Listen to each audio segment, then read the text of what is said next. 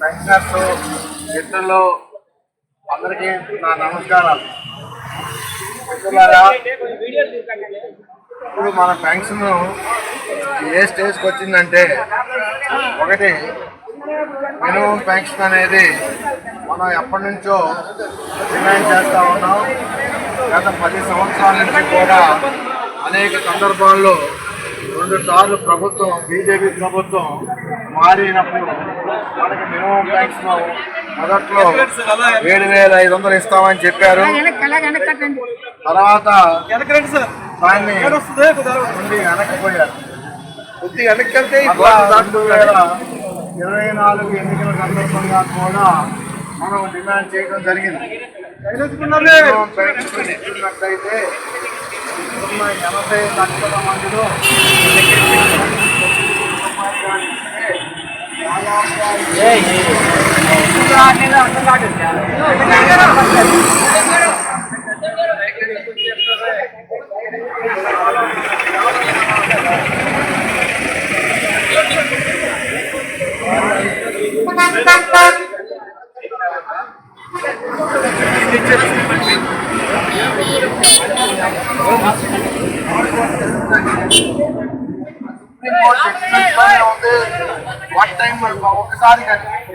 ఒక్కసారి కంటే అర్థం ఏంటి, 6 రోజులు జడ్జిమెంట్ వచ్చిన తర్వాత ఇంప్లిమెంటేషన్ అయిన తర్వాత మిగిలిన వాళ్ళకి లేదు అని మీనింగ్. ఆ జడ్జిమెంట్ వచ్చి కూడా దాదాపుగా 2.5 సంవత్సరాలు అయింది. ఇప్పటికీ కూడా దాన్ని ఇంప్లిమెంట్ చేయాల. దేశవ్యాప్తంగా కూడా హయ్యర్ పెన్షన్ కావాలని పోట్లాడుతున్న అనేక మంది పెన్షనర్స్ ప్రెజర్ చేయగా మొన్న ఫిబ్రవరి 18వ తారీఖు నాడు అంటే 2022 నవంబర్ 4వ తారీఖు వచ్చిన జడ్జిమెంట్, ఈ సర్క్యులర్ 2025 ఫిబ్రవరి 18వ తారీఖు నాడు ఇచ్చారు. అంటే ఈ బీజేపీ ప్రభుత్వం ఇంప్లిమెంట్ చేయకూడదనే నిర్ణయం ఉంది కాబట్టి ఆ రకంగా 2.5 సంవత్సరాలు కాలయాపన చేశారు. ఇప్పుడు ఆ జడ్జిమెంట్ను అమలు జరగడానికి కూడా ఇచ్చిన సర్క్యులర్లో కూడా అనేక కొరీలు వేశారు. ఏంటి ఆ కొరీలు అంటే, షిప్యార్డ్ వాళ్ళకు కానీ, గవర్నమెంట్లకు కానీ, పిహెచ్డి వాళ్ళకి కానీ, జిక్ వాళ్ళకి కానీ, ఇలాంటి కొన్ని కంపెనీలకి మీరు ట్రస్టీలు ఉన్నాయి. ఆ ట్రస్టీల్లో బైరాలో మీరు హయ్యర్ పెన్షన్ అనే పదం లేదు కాబట్టి మీకు వర్తించదు. ఇలాంటి కొరీలు అనేక సంస్థలకి ప్రభుత్వాలు వేసినాయి. వర్తించడం ఏంటి అసలు? ఇప్పుడు మన బైలా పిహెచ్పి బైలా కానీ, జింక్ వాళ్ళ బైలా కానీ నాకు అనిపించిన అది ఇప్పుడు తయారు చేసి ఉంటారు. దాదాపుగా 1974-75లో చేసి ఉంటారు. 1975లో హయ్యర్ పెన్షన్ గురించి ఏమన్నా డిస్కస్ ఉంటుందా? ఎలా రాస్తారు దాంట్లో? కానీ సుప్రీంకోర్టు జడ్జిమెంట్లో అలాంటివి ఏమి లేవు కదా. కానీ ఎక్కువ మందిని హయ్యర్ పెన్షన్ రానియకుండా చేయటం కోసం ఈ ప్రయత్నం ప్రభుత్వం చేసిందనేది దీన్ని బట్టి మనకు అర్థం అవుతుంది. దేశవ్యాప్తంగా కూడా అనేక ఇండస్ట్రీస్కి స్టీల్ అథారిటీ ఆఫ్ ఇండియా లిమిటెడ్లో 7 స్టీల్ ప్లాంట్లు ఉన్నాయి. అందులో ఒక్క రూర్కేలా స్టీల్ ప్లాంట్కి మాత్రమే వర్తిస్తుంది.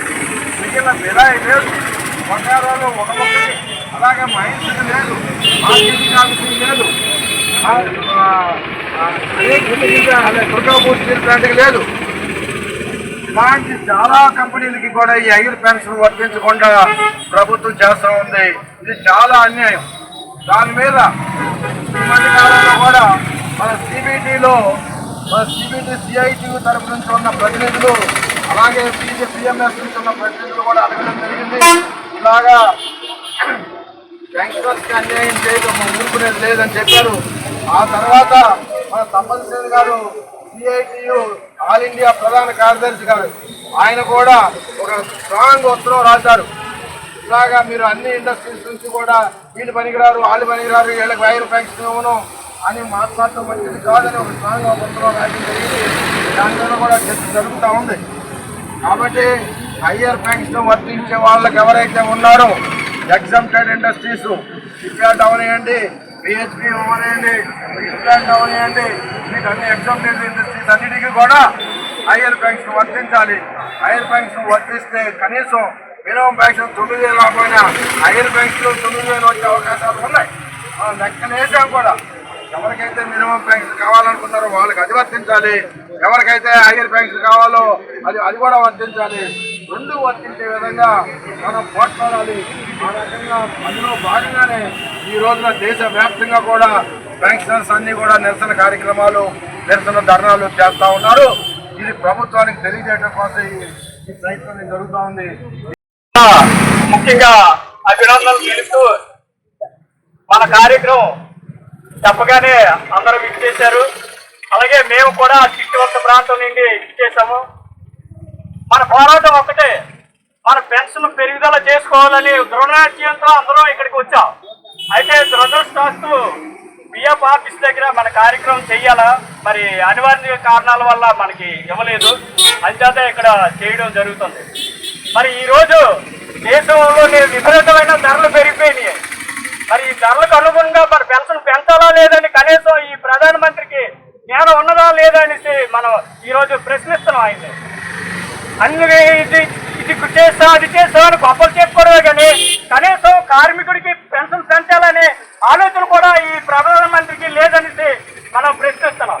ఇంత దుర్మార్గమైన గవర్నమెంట్ మాయ మాటలు చెప్తూ మోడీ గారు కాలం గడిపేస్తున్నారు తప్పితే మన కార్మిక పెన్షన్ ఉద్యోగుల గురించి ఆలోచన చేయలేదనేసి మనం అడుగుతున్నాం. ఎన్ని రోజుల నుండి మన పోరాటాలు చేస్తున్నాం. ప్రతి ఒక్కరూ కూడా మన పెన్షన్లు పెంచాలి. ఆల్రెడీగా రివిజన్ అయిపోయింది. 10 సంవత్సరాలకు ఒకసారి రివిజన్ చేయాలని ఒక పద్ధతి రూల్ ఉంది, చట్టంలోనే ఉంది. మరి అలా చట్టాన్ని చేసినటువంటి ఏళ్ళటువంటి ప్రభుత్వం, కేంద్ర ప్రభుత్వం చట్టాన్ని ధిక్కరించి ఈ రోజు మన రివిజన్ చేయకపోవడానికి కారణం ఏంటి? అంచేత మనం అందరం కూడా పార్లమెంట్ సభ్యులు కూడా అనేక వింతపత్రాలు ఇచ్చి పార్లమెంట్ లో మాట్లాడించే పరిస్థితి కూడా ఈ రోజు కేంద్రంలో చేస్తున్నాం. కానీ ఈ ప్రధానమంత్రికి, ఈ కార్మిక మంత్రికి కనువిప్పు కలగట్లేదు. ఏంటో పెన్షన్లు అంటే అంత నిర్లక్ష్యంగా వీళ్ళు కనిపిస్తున్నారు. అంచేత ఇలాంటి వైఖరిని చేసిన వాళ్ళందరూ కాలగర్భంలో కలిసిపోయారు.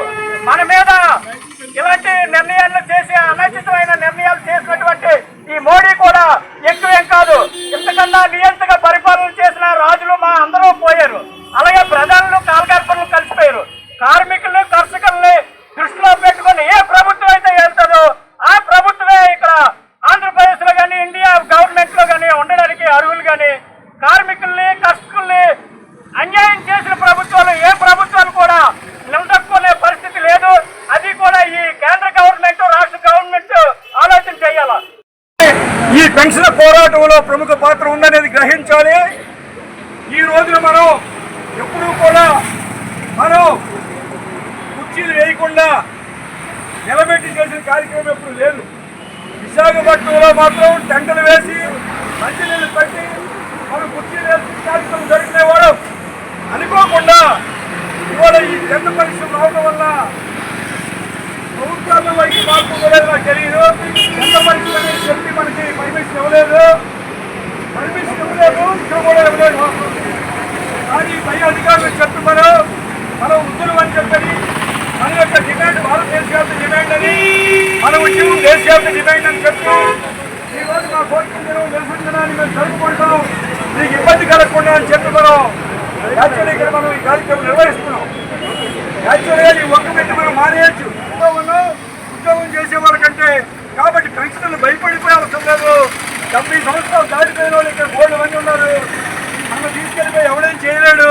వాడు తిండి పెట్టుకుపోగా మనం అరెస్ట్ చేస్తారంటే ఏ సమాజం శ్రమించదు. అలాని మనం వెళ్ళిపోయి అందగోళం ఏం చేయట్లేదు.